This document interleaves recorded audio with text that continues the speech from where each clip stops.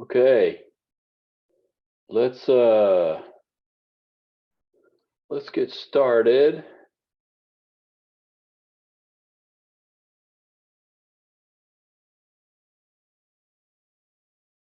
Close a couple of things. Okay, so welcome to Lifespan Development. Hope everybody's having a good Saturday morning. One question I have when I start this class in particular is this anyone's first Emerton class by any chance? A couple of folks, 2 or 3 people. Okay. I was just thinking about this just now. I just had another class, the Practicum 2 class, which is the very last class that you take. So that's kind of interesting. I'm teaching bookend classes for some people.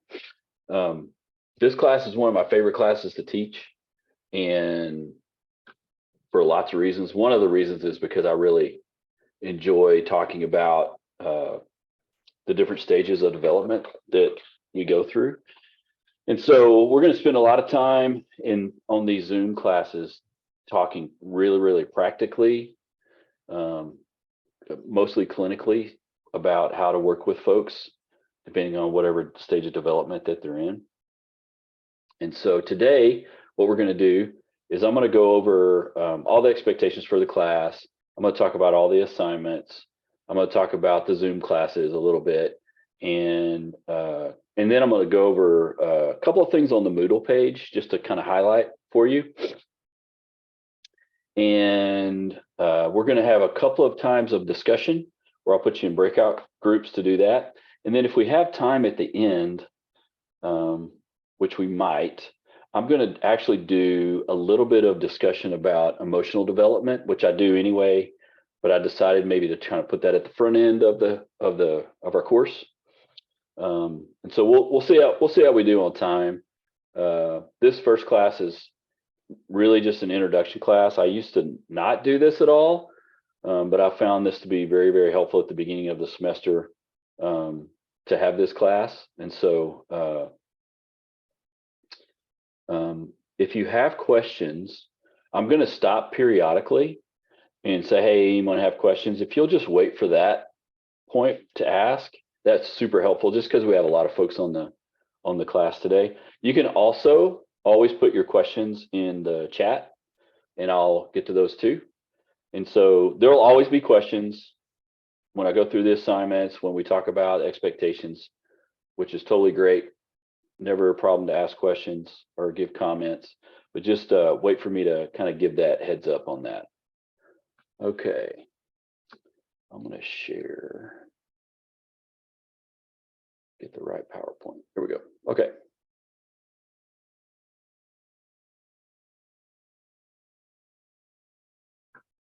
Let me make that a little bit bigger. Okay. I believe I put this. Yeah, this PowerPoint's on Moodle too, if you wanted to pull it up, but it's the same. I mean, you can look at it on the screen too. So participation in the Zoom classes is not a requirement of the class. It's helpful because we have pretty good discussions in the Zoom classes, but they're also recorded, and I'll post those on Moodle after each recording or after each class. I'm going to go through the exams and talk about the study guides for the exams. I'm going to talk about the exercises. There's 3 different exercise assignments, and then I do have a research reflection paper. I'm going to discuss that too. I've decided not to do the APA exercise, so I took that out altogether. I think it might still be in the syllabus because I can't remember when I did that particular syllabus, but that's not going to be required. And then I'll talk about the due dates for everything. And that's actually a document on Moodle that gives all the due dates for when everything's due. So let's talk about the exercises first. I'm going to start there. In your book, which, by the way, I'm going to, I don't think there's a new edition of the book, but I don't think anyone would have gotten it yet. I don't think it's actually come out. Either way, in the book, throughout all of the chapters, there are these little review, connect, reflect sections in the book. They're on various pages. Some chapters have 2 of these. Some chapters might have 3 of these, but they're all throughout the book. All 20 chapters has 2 or 3 of these little sections. And these will be the main reference point for your exercises. So you're going to do 3 different exercises. And each part of those exercises has 3 different parts. And I'm going to talk about each one of those. The first part that you turn into me is just a document that you're going to write. So it's basically short answer questions. And the questions come directly from these sections in the book: the review, the connect, and the reflect.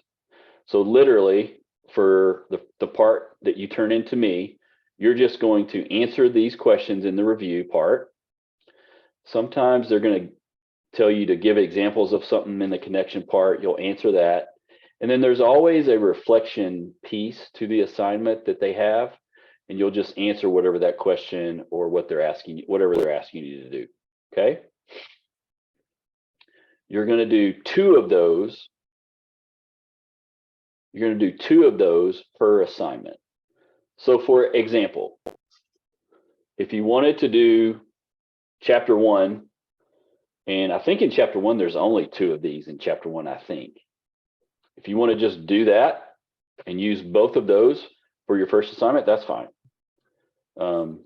That's fine with me. I technically don't care what review, connect, reflect sections you do. You can go to chapter 18 and do 2 from there. It doesn't matter to me. What most people do, what I have found to be the most helpful, is as you read the chapters, just do whichever of these sections you come across in the chapters. Because what these are is you go like a little way through the chapter reading, and then these little sections are there just to kind of recap what you read. So they're actually it's really good at helping you kind of remember and synthesize some of the things that you're reading, which is why I wanted it to be an assignment. As long as you do 2 of these sections per assignment, and that's what you turn into me. Okay. The second part of the second 2 parts of the assignment have to do with forum discussions. You're going to go, and these are already on Moodle, and I'm going to show you this in a second. You're going to go on Moodle, and in the forum post, I usually have like a question, or I think there's questions for all of them. There might be like, hey, describe this kind of thing, or describe this when you were a teenager kind of comment or question. You're going to answer that question on Moodle on the post, and then you're going to make a couple of comments on other people's posts. From the time you turn in the first part to me until you make those comments and post to the forum, you have a week to do that. So you'll turn in the first part to me, like on a Saturday. Let's say, I think the first one's due, I feel like it might be due on the 25th. Then you'll have a whole week to go on and put your forum comment and your forum post. And I will moderate those comments in the forum. Okay. You just I don't know. I like for you to comment on a couple of different people's posts, because this is one way that we can kind of have a little bit of connection in our class, since it's an online class. If we were meeting in person, I wouldn't even do this part of it. We would have these discussions in class. So it's basically kind of the same thing, except we're doing it via forum post. Okay. Now, any question about this? And if you think about it later and you have a question later about this assignment, that's fine too. Perfectly fine. I just want to make sure that we're on the same page. Yeah, go for it. Number 4, you only need to post and comment on one of the review. So we're going to answer a question. That? Yeah, you're gonna answer a question here. Let me show you what it looks like.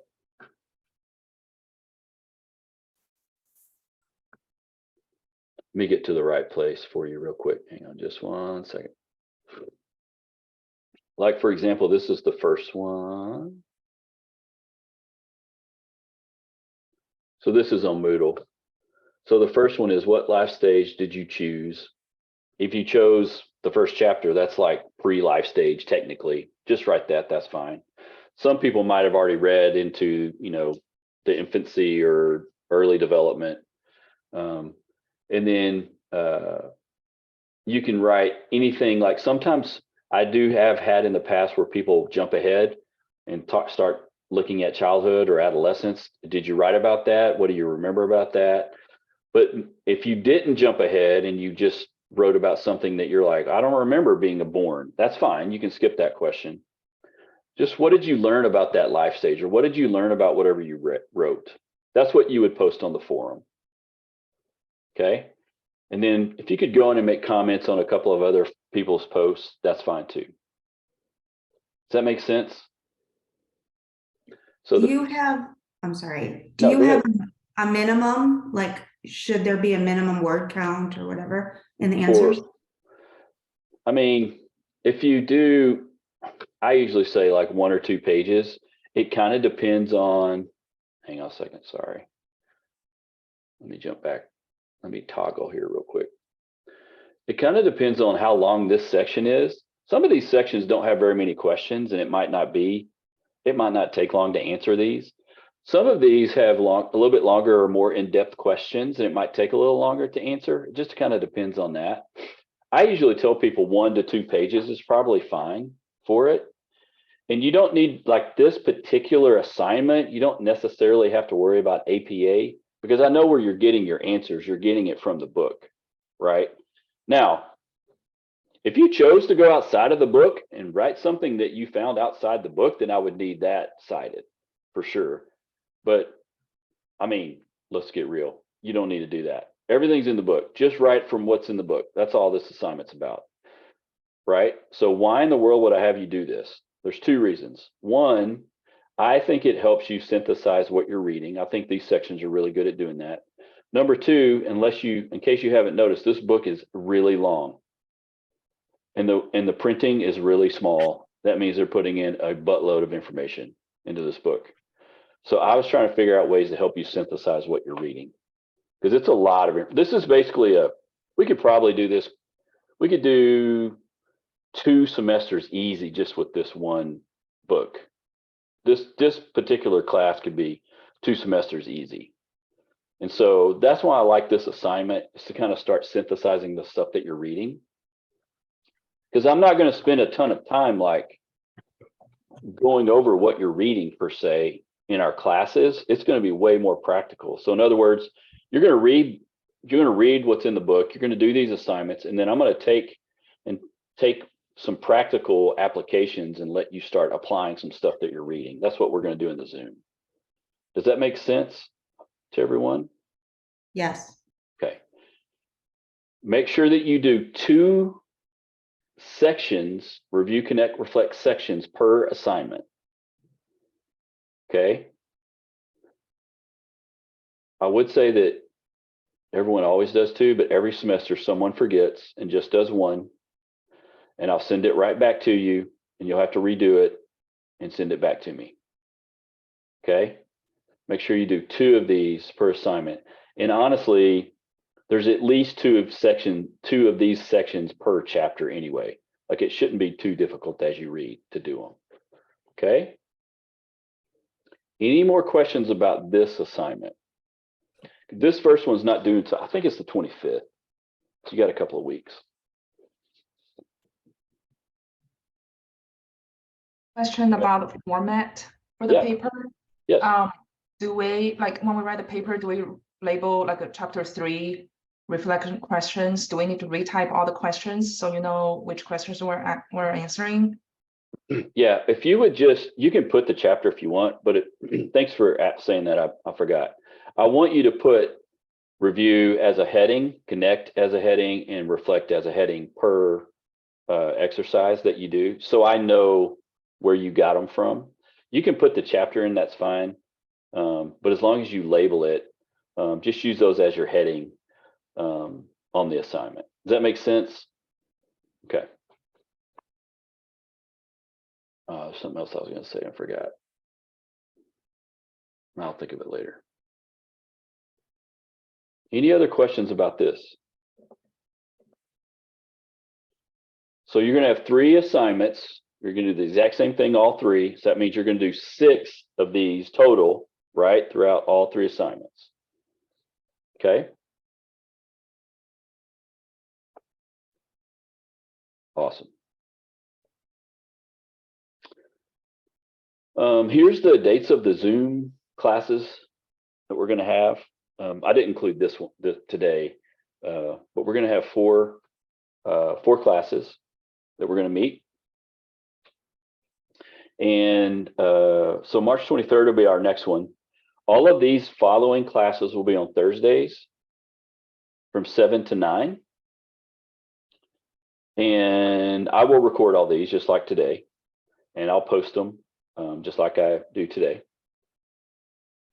Our first class on the 23rd, we're going to talk about childhood in general. We're going to talk about some developmental areas and then some clinical issues that could arise in childhood that you may or may not work on or work with. The second class, April 13th, will be the first part of adolescence, which basically means junior high and high school is what we'll focus on. April 20th, we'll talk about the second piece of adolescence, which is really like 18 to 25, roughly. And then that will also kind of blend into adulthood or young adulthood. We'll talk about that on April 20th.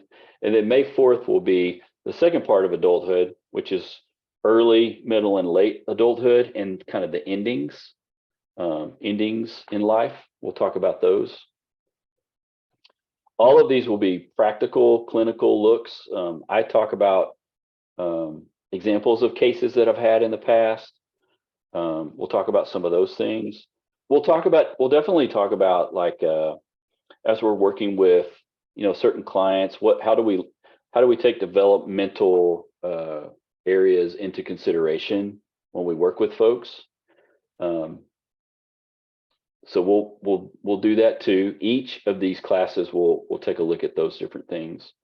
And we'll also have 1 or 2 times where we will get into breakout groups and have kind of questions that we work through and things that we kind of talk through together.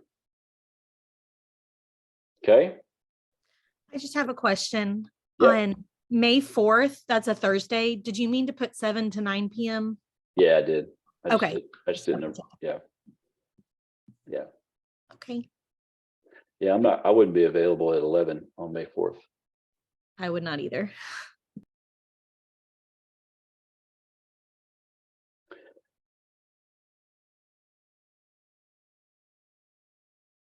Yeah. May the 4th be with you too, by the way. So I'm just throwing that out for all of our Star Wars people. Okay.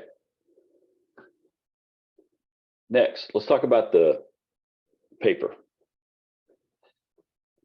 So part of the 80% of the grade comes from the research part of the paper. 20% of the grade comes from the reflection part of the paper. I've got a separate document on Moodle that describes or lays out kind of a rubric for the paper that you can look at. What you're going to do is you're going to pick a stage of life or a developmental stage, typically like childhood, adolescence, or adulthood. You're going to kind of at the beginning list basic information about that stage of development. And if you're more specific, it usually helps.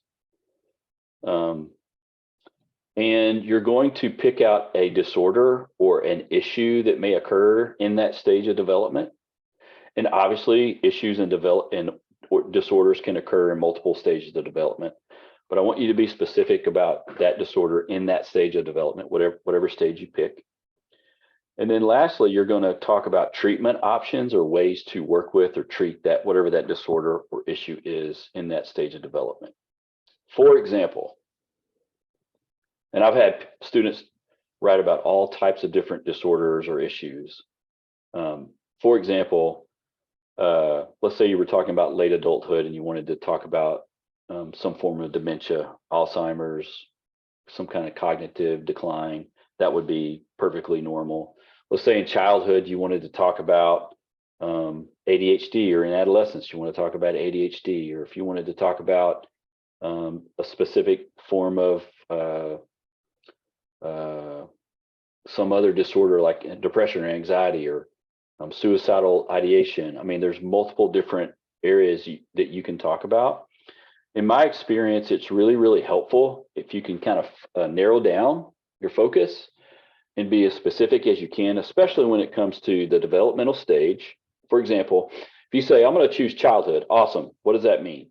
Are you talking about like, birth to 5 years old? Are we talking about elementary age? Are we talking about maybe later elementary age? Or if I say, I'm going to talk about adolescence, am I talking about middle school? Is it high school? Like, the more specific you can be, the better. It kind of helps you that way. And if you can be specific about whatever disorder or issue, like the more specific you can be about that, that also helps. And it'll help your research as well. It just kind of helps you find what you're going to be looking for. That's the first part. That research part, you can use the book as a source. That's fine. But I want you to have 4 sources or 4 reference points total. Well, that's kind of a minimum. You can have more, but I want you to have 4 references at least for the paper. So one of those references can be the book, but 3 of them would have to be something outside the book. It's probably best to choose something in peer review journals. I have had students use books in the past, which is fine. You can do that, but it has to be one reference can be the book, but 3 would have to be something outside the book, some reference outside. Okay, so that's the second part of that paper is the reflection part, and I've got 4 questions listed on that document that you'll answer that will kind of, again, help synthesize some of the things that you've learned or discovered, or things maybe that you didn't know, or maybe you wrote about something and it just confirms what you already did know. Whatever it is, you'll just answer those questions. And that's the second part of the paper. It's 4 to 6 pages total. You don't need an abstract, but it will be APA style, just like a regular research paper. Okay.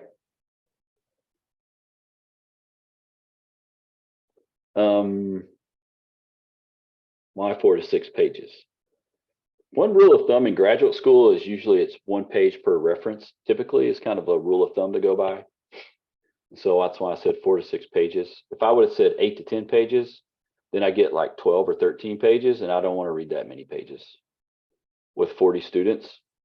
If you want to get feedback from me, I'm just being honest. I don't want to read that. I can't, it's just a lot of pages to read. I'm a pretty fast reader, and I usually get back to people fairly quickly. But 4 to 6 pages is pretty, and it should be enough for you to say what you need to say in the paper. Some people will write 4 pages, and that's awesome. And some people will write 6, and that's fine too. If you find you're writing 7 or 8 pages, maybe think about editing, let's say. Just kind of maybe edit what you're writing. Okay? Any questions about this? Yeah, the reflections included in that 4 to 6 pages, right? Correct. Yeah. Okay. Yeah. Thank you. Yeah, 4 to 6 total with the research part and the reflection part. That's right.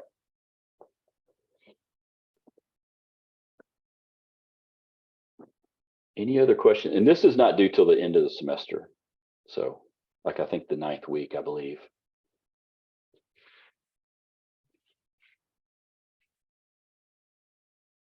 Any other questions about the paper?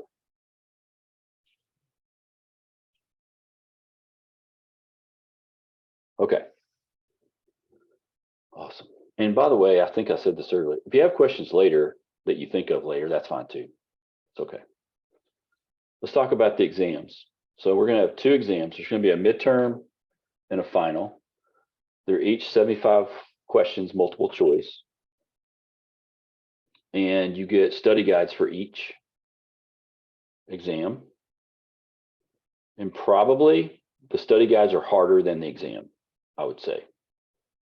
So I noticed some familiar faces in here.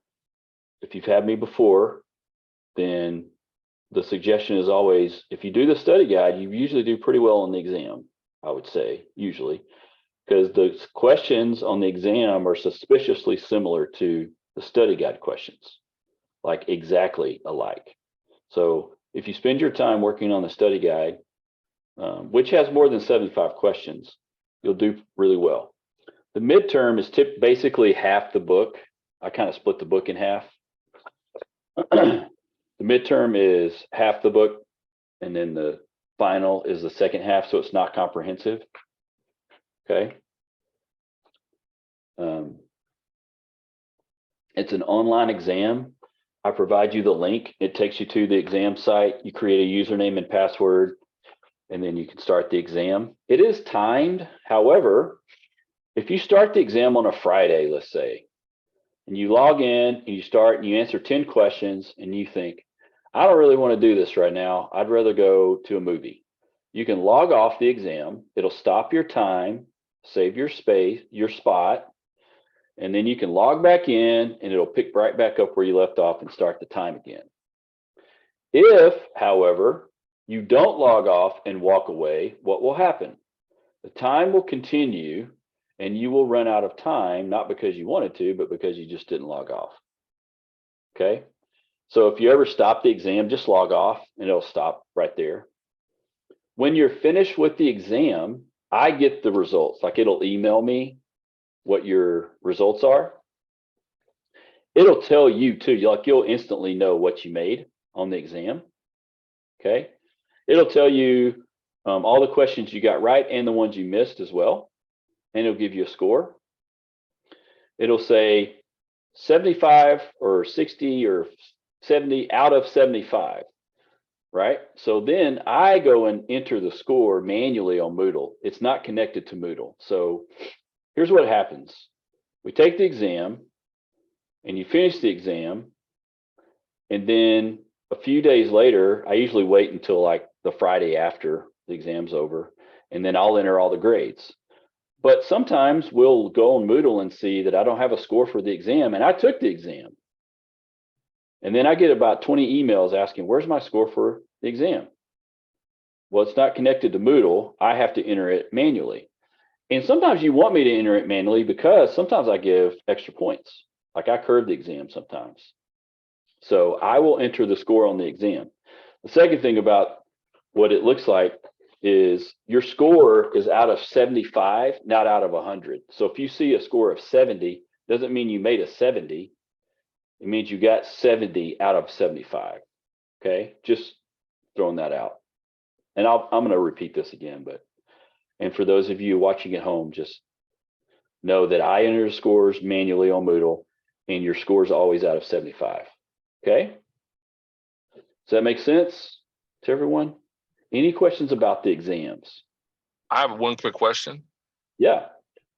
How long is that exam? Or how long do we have to take it? Is it an hour, 2 hours? Technically, you have 4 hours, Okay. but usually you take it pretty quick. But Right, yeah, you have okay. 4 hours total. Thank you. Is it open You're book?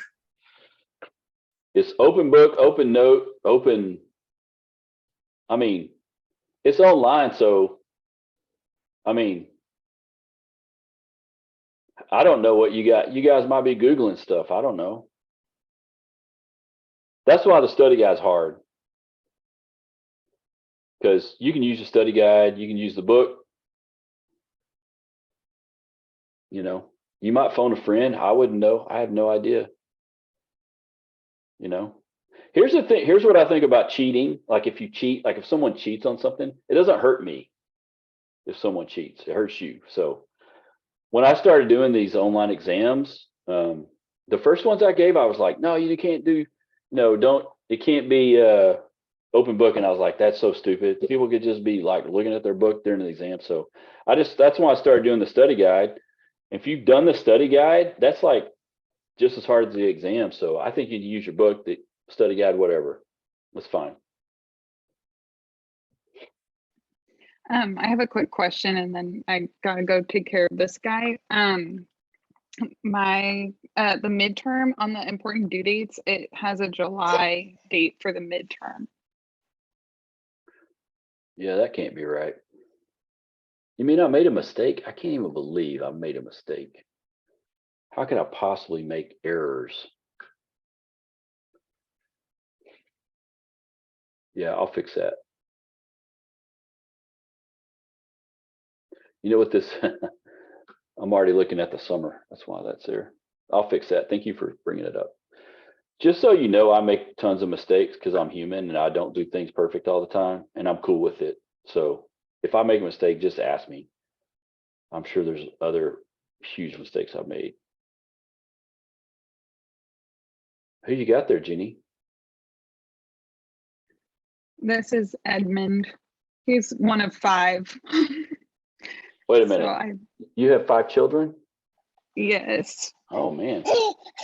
Yeah. So I'm gonna have to make a quick exit. I apologize because my husband's got to go somewhere. So I don't even know how you're here right now. That's awesome. nice meeting y'all. You too. Okay. Any other questions about the exam or the exams?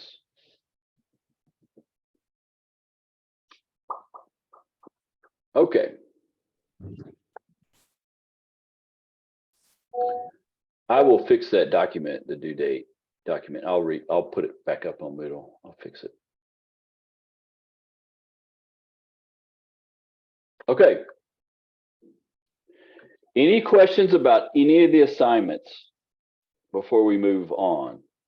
Any questions about if you're just joining us or if you just jumped on, I did go through all the assignments. You can watch the recording. I'm going to put the recording up later today. You can check it out. Or can I just type my question later in the chat? Or Because you it's can really ask- loud here. Can you hear okay? Yeah, I can hear you. I saw you going for the volleyball behind you. I got you. I'm sorry. That's okay. So the assignment, I read that first section 1 and 2 in that first chapter. So if there's 2 of those, review, connect, reflects, it doesn't necessarily have to be on the first 2 that I've already read. It can be out of any of those other chapters, right? Just to clarify. Yes. Okay. It could be Thank you. anywhere. Yeah. Because I know some people read ahead, some people read slower. It doesn't matter to me. That's fine. Yeah. Okay. Yep. Thank you. You're welcome. You're welcome. Any other questions about the assignments?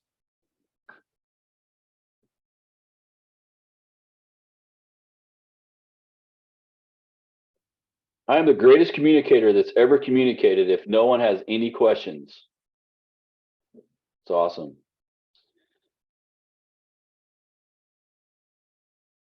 Or I've made so many mistakes communicating that I've now learned how to communicate better. It's probably what that is. Probably that. All right, here's what we're going to do now. Let me get to the right place. Let me talk about just a couple of things. I've been talking about this before, but we have the textbook is a really good textbook. It's got a lot of great information in it. It's really well written. Our class time, our Zoom time will be super practical. I do record all the classes, and this will be I think this is a good class. It's a good class for a couple of reasons. One, as you go through your time at Amberton and you get closer to the end of your academic time, and you start getting into the pre-prac and prac 1 and prac 2, and then you start thinking about taking your exam for licensure, there's a lot of really good information from the book that you'll need on that exam. And I've actually put, I'll share this too.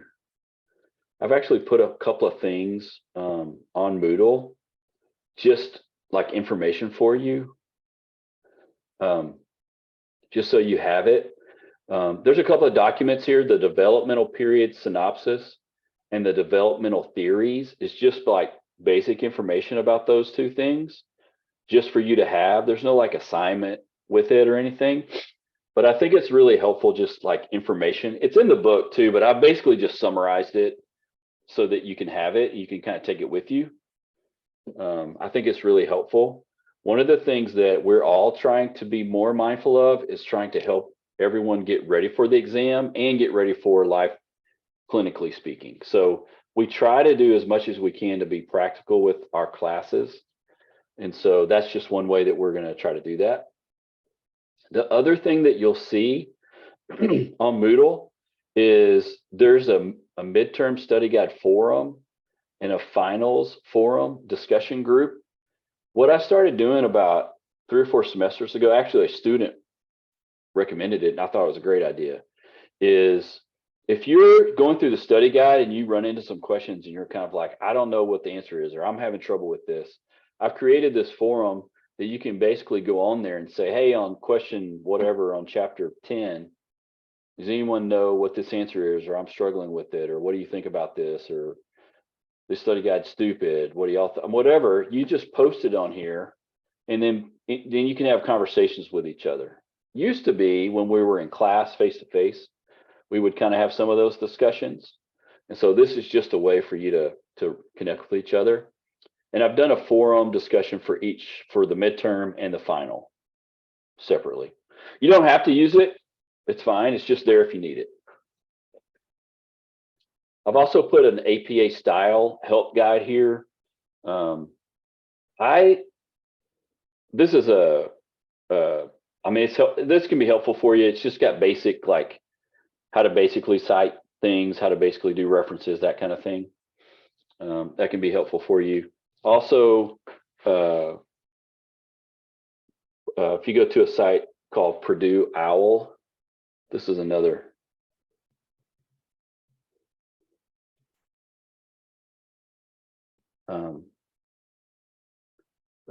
University of Purdue has done a great job of like all the different kinds of citations, MLA, APA.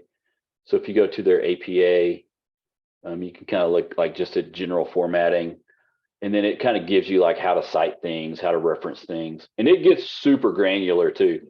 With your paper, for me, you won't have to get super granular, but if you're writing like long research papers, it would be good to have this. This is just a good site to have. It's just a good place to go to find information on APA. They do a good job, and it's also updated to the latest edition of APA as well. So it's just really, really helpful. They've got videos now. This is new. I've never seen the videos before. That's cool. When I was writing my dissertation, I was like on this all the time because they get really granular, and they do a good job of staying up to date.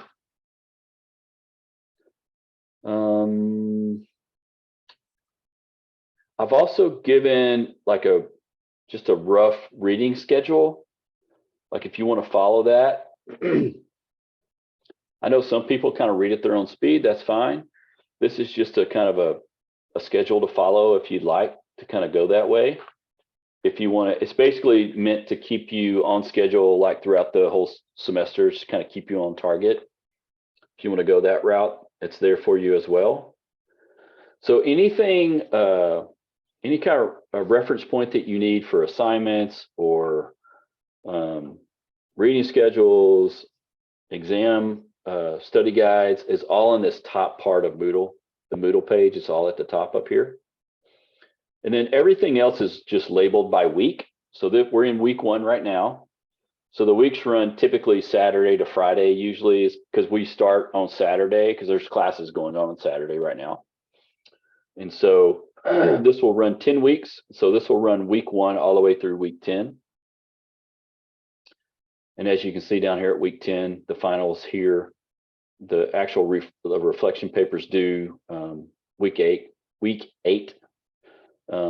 I think I've actually moved that down here to week 9. I think the due dates are a little different there. I was going to go over that too here in a second. I just wanted to kind of walk you through some Moodle helps just to kind of look and see. I do periodically during the semester, I'll put videos up every once in a while. Like I've got a video here, this adolescent brain is a video that's super good. It's a TED Talk. I run into things like that. I'll just kind of put up there periodically during the semester, and I'll shoot a message when I do that. I think that's all for that part. This is our due dates for the semester, except for the midterm. The midterm's wrong. So this just lists the due dates for the assignments, for the paper, for both the exams, and then here at the bottom is just a quick recap of when the classes are. That's just one document on Moodle that you can grab. I'm going to update this to reflect the correct date for the midterm. So, I'll actually, you guys are about to go to breakout groups, I'm going to do it when you're in breakout groups, and I'll update it for you so you'll have it. Okay. Now, let me get back over here. Okay. Now, any questions about any assignments, anything before we move on to our next thing? Everybody good? Okay.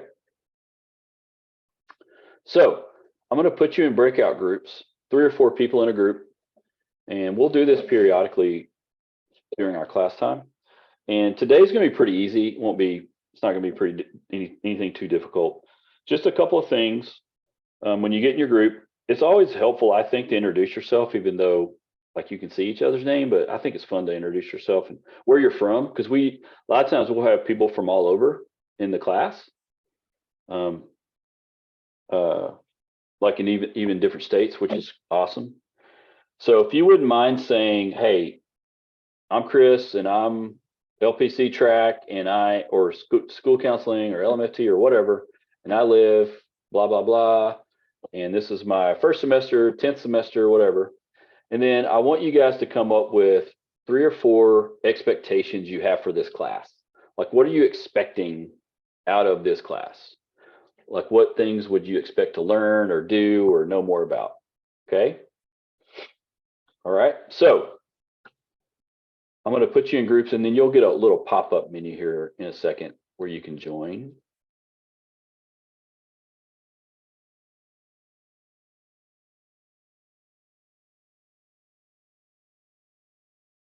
There you go.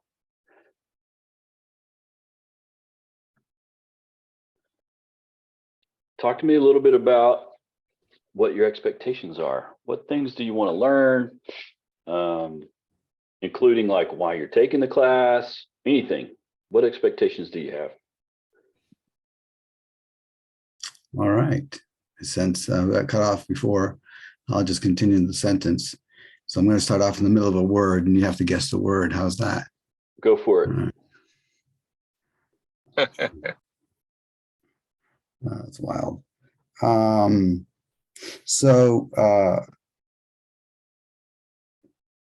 think there's regions of the populace that are overlooked and for that matter, not even considered. And anybody that disagrees with that is not lived a life, a day in the life. That doesn't understand that not all groups are represented. And by groups, I'm talking about ill people, old people, different age groups, people in different strata of our society. I started a program downtown, working with the homeless down there. I've also, it's been about 20 years now. Started an organization to help cyclists who are killed, which the country, no one seems to know. About 1,000 cyclists are killed per year from angry motorists. So these are groups I think that would be needing attention in my mind, in my world. So it's from this class, as well as the other classes, as an overview to help out, people who are isolated, people who are stuck somewhere through no fault of their own, mind you, and also to help those people who are in need. And to be specific, per your syllabus there, that's the homeless. It's athletes. It's people stuck in a hospital for months at a time. People stuck in a wheelchair for the first time. That shouldn't have been. So that's the 2-page synopsis. There you go. Gotcha. Okay, good. And it's also the last little thing here, if I could tag on. It's also I'm on a crusade to try and outroot Poodle. I think it's the worst thing that I think it's occupying the world. Although everybody knows it's not going to exist beyond graduation, and so I gotta try and get rid of that as well. Okay. So there you go. Well, I have zero influence over that last part, but Yeah. the other pieces we can definitely talk about for sure. Yeah, good. What else? What else do you guys have expectations for? The crowd goes wild. I'll speak. My name's Monica. I had said that my expectations would be personally to learn more about childhood. I think that I've read more, or so far learned more about adulthood in those stages, but really new to the childhood development and adolescent development side of it. So I'm looking forward to learning there. Okay, cool. Yeah, we're definitely going to talk about it for sure. Yeah. What else? Can you hear me? I can. Okay, I'll speak and I'll say, mine would be the opposite of Monica. I work with children and I've been around children, my whole career. So I feel like I don't really know much about the older population and their development. So I'm excited to dive into that a little bit more. Gotcha. Okay, cool. Good. What else? I'm interested in, I guess it's probably the childhood, but probably more going middle school up to adulthood, and then kind of skipping over everybody to the geriatric population as well. Okay. My grandmother, she had dementia before she passed away, and I felt like that was a real interesting period of life when she started kind of going back and basically reminiscing of things that happened years and years and years before, and just kind of seeing how she got there, or how a person gets to that process or to that point. Yeah. Yeah. Okay, good. One of the things that I think this text does, it can't possibly cover every single thing we could ever think of, but it does a really good job of talking about a lot of different things that we're talking about right now, especially when it comes to mental health. So we'll hit a lot of these topics. What other expectations do people have? I said for myself, I took Lifespan for my undergrad, for my MFT. And so it's been a while since I took that class. And so for me, it's definitely going to be a refresher and just kind of giving me some more updated information. Obviously, that was probably about 7 or 8 years ago when I took it. So that's kind of my expectation of learning some new information. Good, good. Anyone else?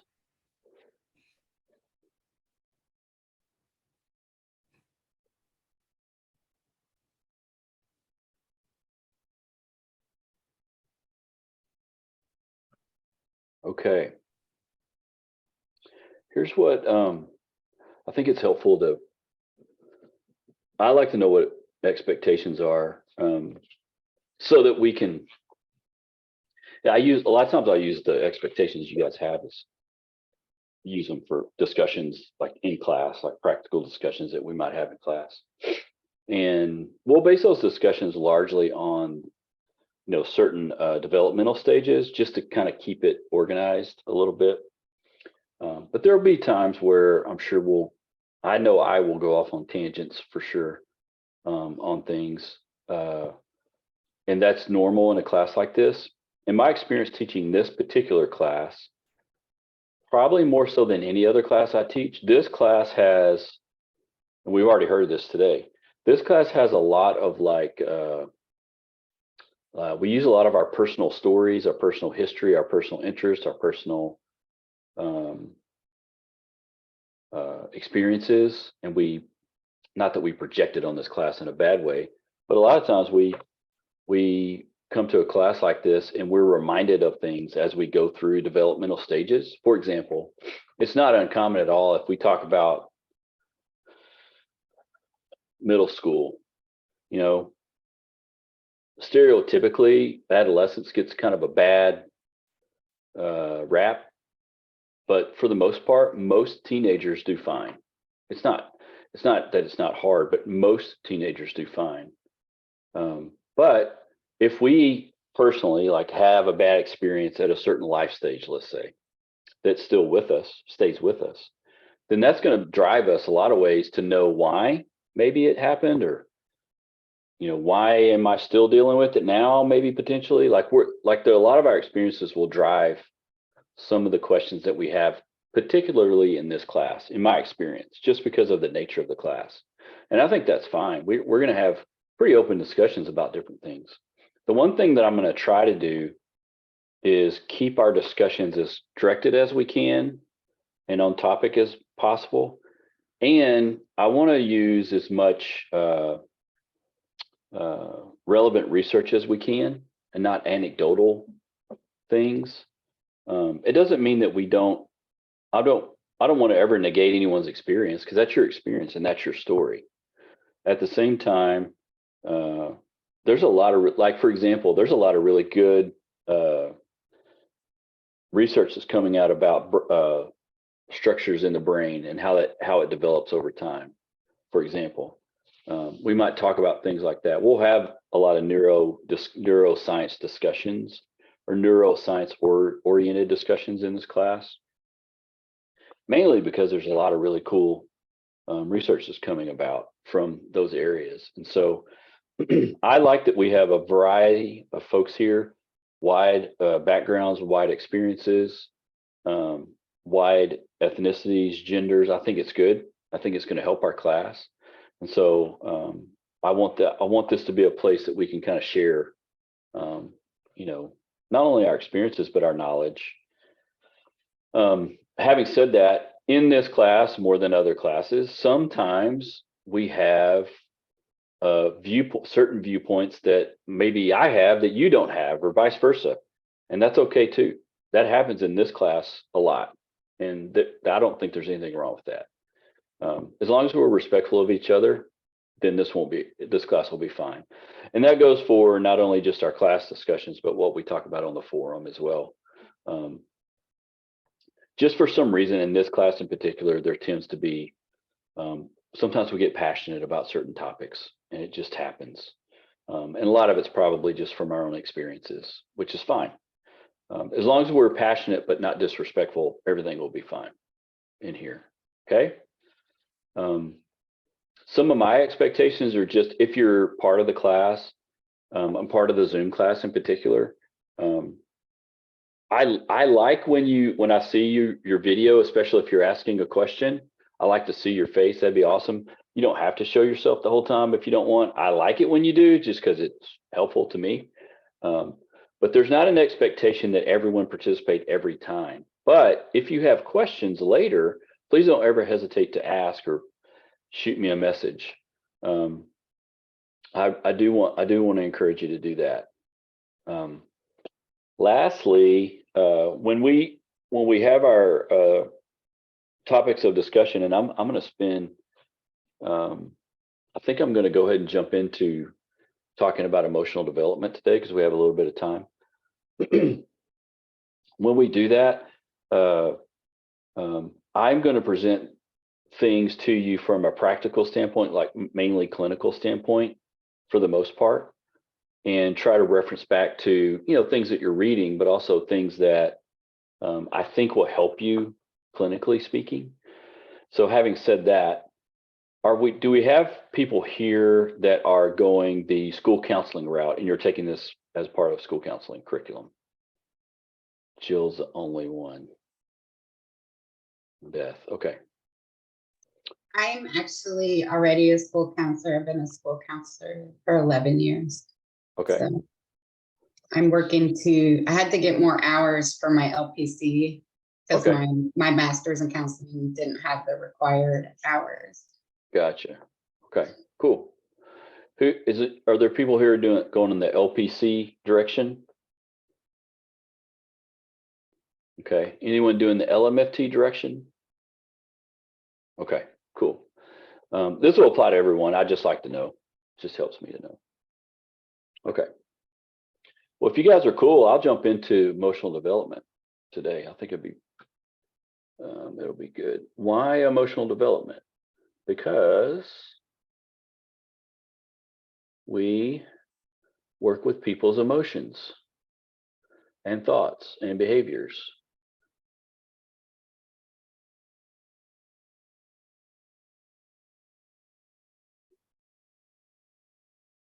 And I had it pulled up, but now it's gone. Hang on just 1 second.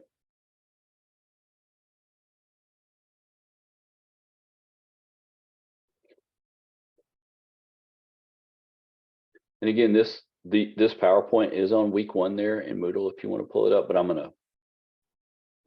gonna share it too on the screen, so you don't have to.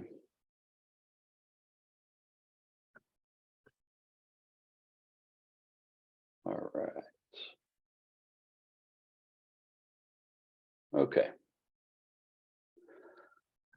So emotional development, this is going to be just a super general overview, and we'll talk more specifics about each developmental stage when it comes to emotional development. We'll get more specific as we go through, but I just wanted to give like a super overarching view of emotions. And we talk about emotions quite often in therapy because we need to. And a lot of what we do with clients that we work with will inevitably lead to some form of understanding how they're feeling and what emotions are prevalent in their life, and what things affect our emotions or have influence over them. And so I'm going to spend just a few minutes today talking about that. We can look at emotions in a couple of different categories. One is primary emotions are those emotions that are at our core, like usually we don't always see them, but we feel them really, really, really strongly. Like fear is one, hurt, abandonment, sadness. Anger is sort of a primary emotion, but it's kind of a double-edged sword. I'm going to talk about that one specifically here in a second. Then we have secondary emotions that a lot of times we can see on the top a little bit, and they're a little bit easier to access to for us most of the time. Depression, pride, vulnerability, regret, contentment, disappointment, happiness, all of those. There's other ones too. You can go online and even like Google like emotion wheels, and you can see like several different examples of these types of emotions as well. I use those with clients a lot of times. Primary emotions are the things that if we don't soothe the primary emotion, then we will continue to have issues because they will continue to affect our thoughts and behaviors in really profound ways. And a lot of times we don't really realize that we're having trouble with our primary emotions until we kind of slow down enough to figure out what's happening. Now, let's talk about anger specifically, just because we work with lots of folks that maybe come from a place of anger. And one of the things about emotions is they happen across the lifespan stage, and there's lots of influences on them across the lifespan stage. So a child that's 4 can be angry like a man that's 34, a woman that's 34, or an adult that's 74. We can have anger. So if we look at anger, it's made up of 2 parts too.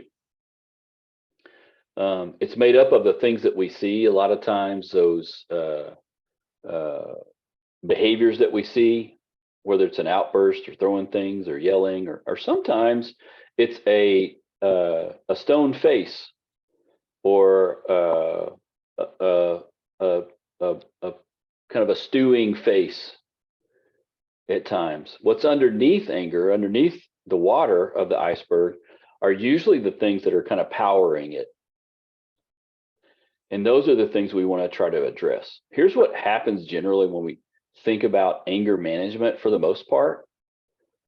When we talk about anger management, most people think I need to control my emotions better. And that's not really the right way to think about it. What we need to control or try to work on are our reactions to the emotions that we're having. That's where we need to focus. Emotions themselves happen.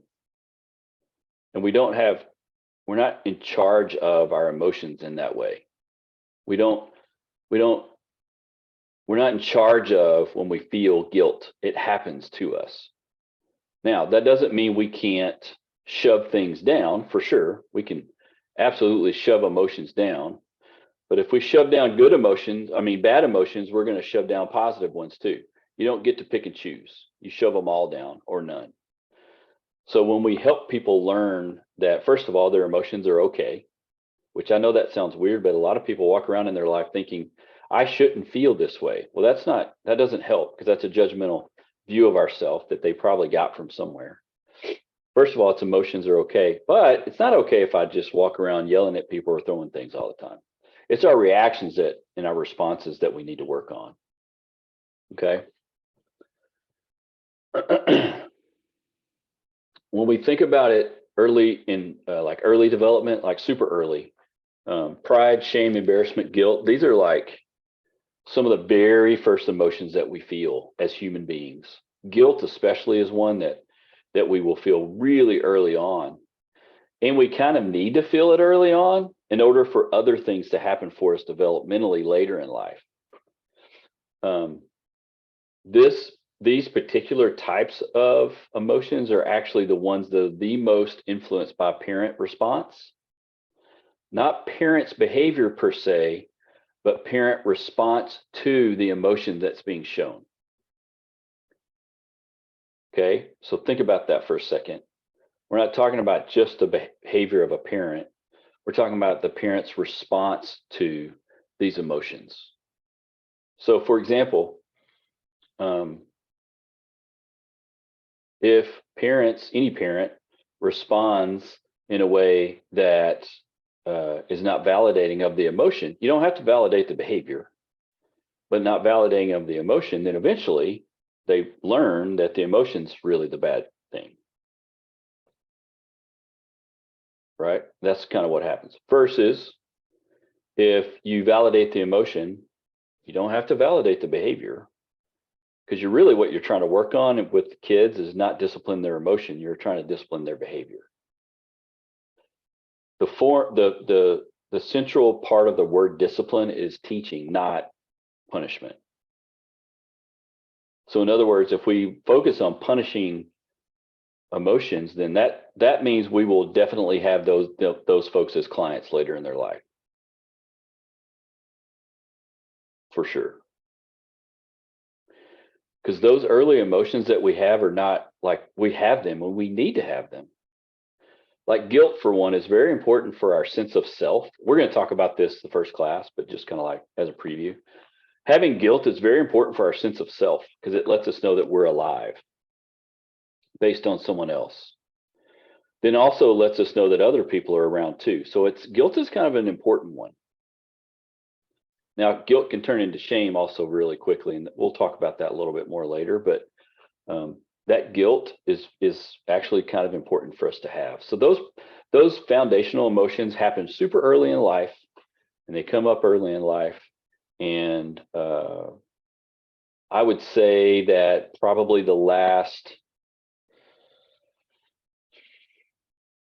probably the 90s, we started and I say we as in the clinical world, the research world, started probably viewing emotions a little differently than we had in the past 1,000 years. Most, like if you grew up in the 50s, 60s, 70s, 80s, you had a really different experience with emotions than you did in the 90s and 2000s, probably, more than likely. Same is probably true for school systems, the same. I'm not saying one's right or wrong. I'm just saying it's different. You just had a different view. And so Now we even have a little bit of a shift right now in probably some pushback on emotional education that we've had over the past 20 years. And so what we're always probably trying to find as human beings is kind of like where's our balance when we talk about emotions? What I usually talk to clients about is not necessarily like, hey, this is a bad emotion, as much as it's okay to have the emotion. It must be really hard to feel that way. At the same time, we don't have to validate the behavior that comes with it. And if I'm being honest, a lot of times the clients that I work with, they don't like the behavior that comes from it, but they just don't know how to do anything different. It's our job to help them do something different if they want, which most people do. Does that make sense? Hopefully. Okay.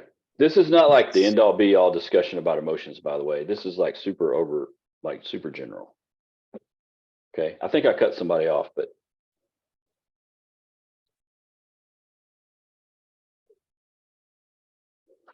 there's a couple of things that we know about kids as they grow up. They have an understanding of emotion is linked to prosocial behavior. That's why guilt is important, to let us see other people.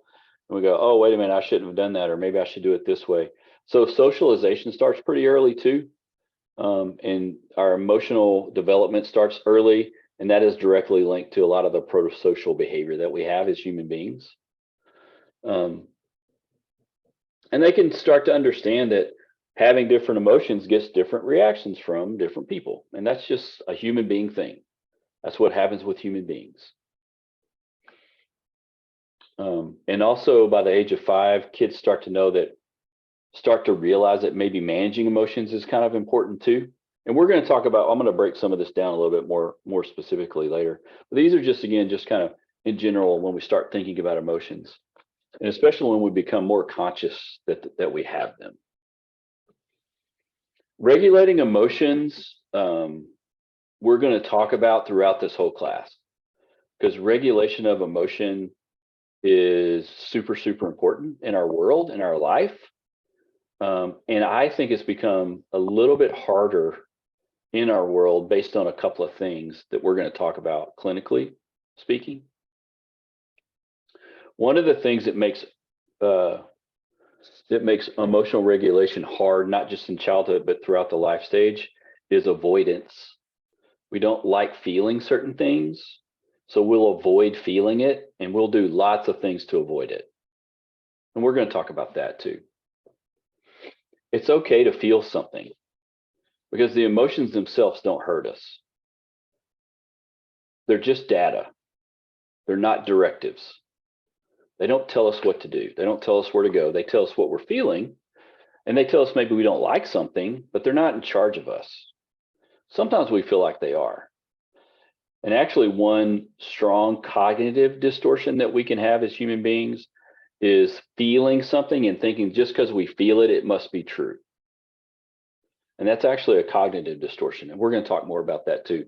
That one particularly happens as we get into the adolescent world and beyond.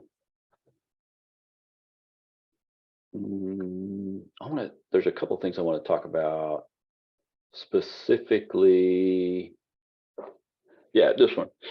So I want to give you this is like an example of like triggering something. If something happens, if we get an event, something happens to us or around us, even there's a trigger. And most of the time, if not all the time, a primary emotion comes first. And it happens so quick, sometimes we don't realize it's primary till we maybe look back on it later. If that primary emotion happens and we get to a place where we get a safe connection with it, it usually gets soothed fairly quickly. And this is true not just in childhood, but in adulthood too, and adolescence. Okay. If we get a primary emotion and it's overwhelming and it just doesn't feel safe, and we can't share it with someone safe, we don't know what's safe, we might get a secondary emotion that comes out, and that might be anger or irritation, or we might take it out on someone else. It will be, and it feels like we're trying to protect ourselves, which is really what we're trying to do. We're trying to protect ourselves from feeling that primary emotion. And that leads to this kind of attack, criticize, demand, blame kind of cycle. Typically what happens. This looks really easy to identify here on this slide, but it's super hard to identify when it's happening really fast, like Mach speed sometimes. Like here's just a dumb example I give all the time with people. If you're driving along and you've got someone that you love and care about in the passenger seat, and someone pulls out in front of you, it's scary because it's like you immediately get fear. Your primary emotion is fear, and you might put your arm across. And then what are you going to do? You're probably going to say something, or, you're going to do, something's going to happen. That's because you have a primary and you get angry, and it's like something's unsafe and you feel it's unsafe, and you're going to respond in that way. Right. If you take that same similar situation, but change the setting to where you're at home and your family, and someone comes in and says something that's really disturbing and scares you, it might take you by surprise, and you might immediately react and respond to it in a super harsh way, versus taking a step back and trying to understand more about it and validating what someone's feeling at the time, and then kind of working through it that way. Because relationships, then all of a sudden we've got multiple people having all these triggers, right? You know what I'm saying? Like instead of just one person, you got multiple people having. So if you think about these event triggers and how this cycle can happen, think about if you have one person in your room, like an individual that you're working with, that's one thing. If you have 2 people or 4 people, then they all have, each one of these cycles can be happening at the same time. That's when it starts to get a little bit, a little hairy, clinically speaking, right? So when we think about emotions, just in general, it's all about the information that they're giving us. They're not directives. They don't have to be in charge. They feel like they should be because they're really strong. They also don't have a memory. Like emotions themselves don't have memories. They just have contexts in which they occur. For example, if I'm a 5-year-old learning to ride my bike, and I have training wheels, or 4, whatever. I have training wheels. My parents are helping me ride my bike. And then one day we're like, hey, we're going to take the training wheels off. We take the training wheels off. And what do? I fall. I don't usually ride the bike immediately every time. I fall down. And let's say one or both of my parents gets frustrated. And then they get angry. And then they start yelling. And then they finally stomp off. And then you're sitting there with the bike thinking, what did I do wrong? And you feel guilty and you feel shame because something's wrong with me. Those are emotions that you're feeling. Fast forward to being 35, you could have the same shame, guilt feelings, but it's a totally different context. Could be with a partner, could be at work, could be anywhere, right? Same emotions, totally different context. Sometimes we need to help the emotion know what context it's in. When you're 5 and you experience something emotionally, it's way different context, and you have way different choices at 35 than you did at 5. Does that make sense? Sometimes I have literally worked with clients and talked about this with them and watched them detach their 5-year-old self from an emotion and put it to the side and attach their 35-year-old self to it and go, wait a minute, I don't have to do XYZ. I can do this because I have a choice. Does that make sense? The emotions don't have a context, don't have a memory. They just have a context that they happen. And that's true just of human beings in general. Now, does that mean that some contexts can more damage our emotions than others? Absolutely. That's probably on a continuum. If you have a lot of really heavy duty trauma, if you have a heavy duty mental disorder, absolutely it's going to affect it more severely, for sure. Which means we need maybe more specialized treatment and care for those folks. Like, for example, I'm trained in exposure therapy, of certain types of exposure therapy for trauma work. It's very specific to trauma. I don't do it with everyone. I do it with people that have pretty heavy duty traumas that would be pretty severe on the scale. prolonged exposure can be very effective with those folks. And I have specific treatment and specific expertise in that area. I wouldn't just treat every client I have with that model of therapy. I would use something else. But the more specific we can be with them to help them, the better it usually goes. I talked about the primary and secondary. It's okay to have them. It's okay to have emotions. It's okay to feel how we feel. It's not okay to behave however we want to behave, but it's okay to feel whatever we're feeling. Does that all make, I know this is like super overview and I just like ran through that whole thing, and we're going to break some of this down developmentally as we go. I just kind of like to give a kind of overarching view. Does this make sense? Any question, comment, anything about this? Question. Yeah. I wrote this in the chat thing, so it might not have shown up. Was it appeared that you were referencing the derivative of B.F. Skinner? True? Maybe, but Skinner's more a behaviorist at heart. Isn't that what you were doing? Isn't that what you were showing with the childhood thing of the anger and also understanding emotions? A little bit. Obviously, our behaviors and our thoughts and our emotions are all connected, right? Okay.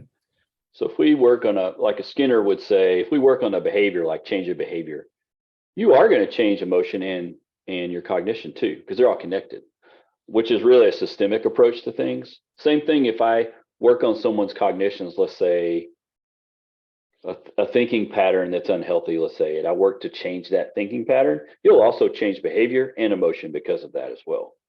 They all work together. And so you can be exclusive if you want. Like if you just want to work on behavior and that's it, you don't work on emotion or thoughts necessarily at all. You just work on changing behavioral patterns, let's say. You know that you're also going to change emotions and thoughts too, which is kind of what Skinner's talking about. That's the basis of his whole belief system, is changing behaviors, which is there's nothing wrong with that. Versus if you talk to someone like Sue Johnson, who is an emotionally focused therapist, her key thought is like emotions are like key change factors. She would mainly just focus on the emotional pieces that then would change the thought and the behavior. Does that make more sense? Yeah. And we're going to talk, like I said, a lot more about a lot of this as we go. And as you go through your studies, you're going to learn like specific models of therapy that use maybe behavioral approaches or emotional approaches or cognitive approaches. You're going to learn that too. I like to just look at how emotions work. And honestly, what I have found is that as you work with people, most people just don't know how their emotions work. You know, we just don't think about it. I mean, for the most part, I kind of mentioned this earlier. If you grew up in the 50s, 60s, 70s, 80s, your emotions were not a thing. You just like get over it and move on. Like that's not what you didn't, I mean, it's not that way now. We talk about emotions now. Kids now, if you're born in the 90s, you talked about emotions, especially in school, you talked about it. It was not like that before, right? There's been a shift in focus. So when you work with people, a lot of times and some of this is cultural potentially, but I just have worked with clients over the years that when you start talking emotions and you start talking about some of these things, they're looking at you like, I have no idea what you're talking about. This doesn't make sense to me. Well, it's okay. I just like to talk about it more specifically. Now, having said all that, we don't want to swing the pendulum over all the way so that we validate emotions such that we forget that they're not in charge. Just because you feel something doesn't mean it's actually true or happening all the time. Sometimes you feel like something's happening because it is, for sure. Sometimes you feel something, but it's actually not happening. It just feels like it is. So we need to think through things and not feel through things. And we're going to talk more about that too, practically speaking, clinically. Does that make sense? Hopefully. Don't hear me say that emotions aren't important or your experience is not important. That's not what I'm saying. We have to help people learn how to think through things too. We need to engage both parts of our brain, not just the emotional amygdala, central nervous system, but the logical pieces, left side of our brain and our prefrontal cortex. We got to engage all of them to help people work through things. And that's what we're going to kind of focus on too. When you guys get into Dr. Armstrong's class with he starts going through the DSM. He goes into a lot of this too. And so it's his fault that I get into a lot of the neuroscience. I blame it on him. But the neuroscience is really important because we just know a lot more about our brain now than we used to know. We just know a lot more about it and how it works. And so we'll talk more about that too. Any other questions about anything that we're talking about right now?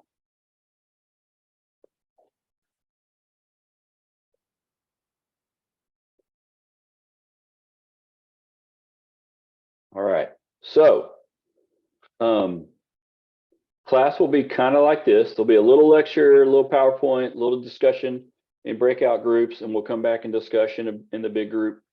It'll kind of run like this.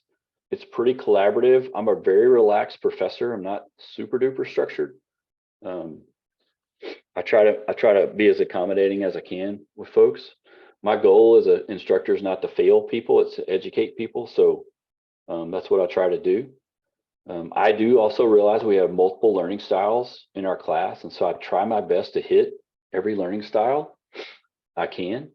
I actually have a teaching style that I change to at times to hit those learning styles. And so I kind of view this as like we're all kind of learning together.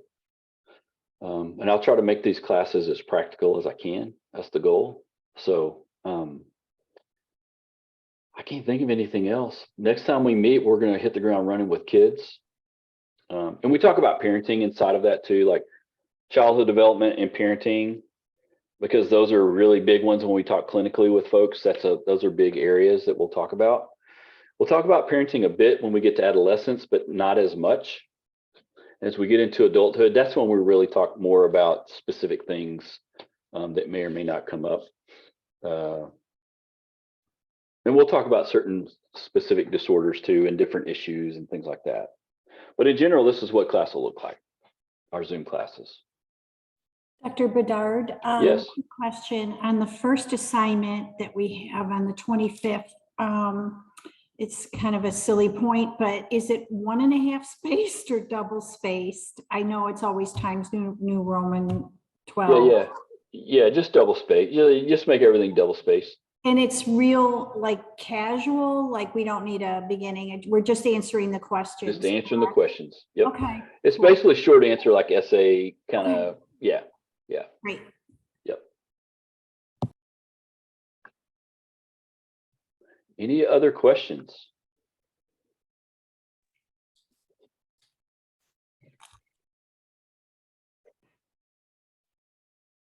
All right, it's going to be fun. And I will see everyone on the 23rd, which is a few days, 10 days, 12 days. So now go do something else. It's Saturday. Go take a nap or, I don't know, whatever. I got to go mow my yard. I don't want to, but I'm going to. Bye, everyone. Bye. All right, goodbye, thank you.